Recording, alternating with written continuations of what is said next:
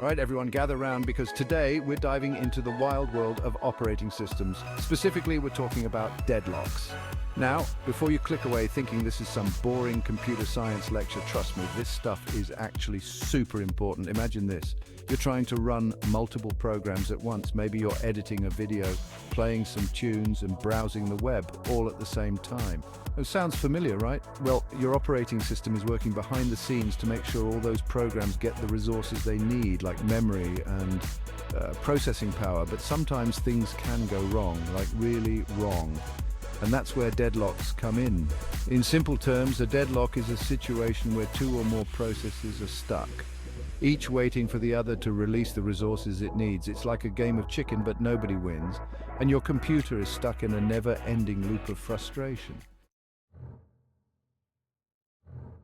Okay, let's make this a bit more relatable. Imagine you're stuck in a four-way intersection. Each car needs to cross the intersection, but they can't because every direction is blocked by another car. Each car is holding a resource, a part of the road, and they're all waiting for the others to move first. That, my friends, is a deadlock in action.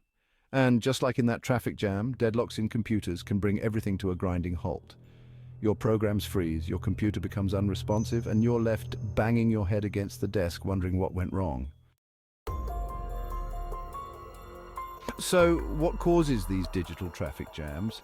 Well, for a deadlock to occur, you need a perfect storm of four conditions. Think of them as the four horsemen of the deadlock apocalypse. 1. Mutual exclusion.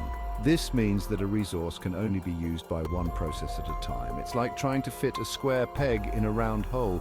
Only one process can access that resource at any given moment. 2. Hold and wait. This condition arises when a process holds onto one resource while waiting for another. It's like holding onto your phone charger while also trying to grab your headphones. You're stuck until you let go of one. 3. No preemption. This one's simple. A resource can't be taken away from a process that's using it. It's like trying to pry a toy from a toddler's hands. Not going to happen without a fight. 4. Circular. Wait, this is the final nail in the coffin. It happens when multiple processes are stuck in a circular chain of waiting. It's like a group of people each holding onto a different part of a puzzle. Nobody can complete the picture until everyone lets go. Get all four of these conditions together, and boom, you've got yourself a deadlock. Section 4. Preventing deadlocks before they bite. Now you might be thinking, Linus, this all sounds terrible. Is there any way to stop these digital disasters? And the answer, my friends, is a resounding yes.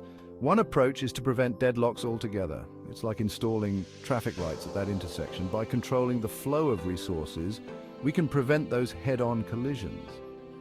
We can do this by breaking one or more of those four deadlock conditions.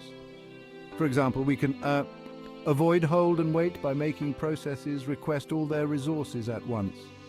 Introduce preemption, allowing resources to be temporarily taken away if needed. Implement resource ordering, forcing processes to request resources in a specific order.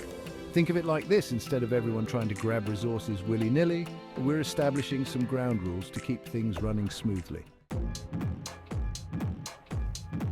Section 5, dealing with deadlocks head-on. But what happens if those preventative measures fail and a deadlock sneaks through? Don't worry, we've got a plan B. We can use techniques like deadlock detection. This involves constantly monitoring the system for signs of a deadlock. It's like having traffic cameras at our intersection. If we see a jam forming, we can take action.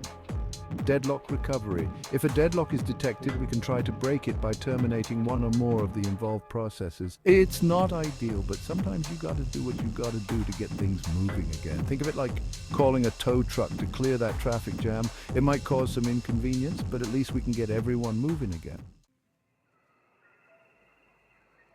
Section 6 of deadlocks, final word. So there you have it, a crash course on deadlocks. We've covered what they are, why they happen, and how to prevent or recover from them. Just remember, deadlocks might sound scary, but they're a manageable part of working with operating systems. By understanding the causes and solutions, we can keep our systems running smoothly and avoid those digital disasters. And that's it for me.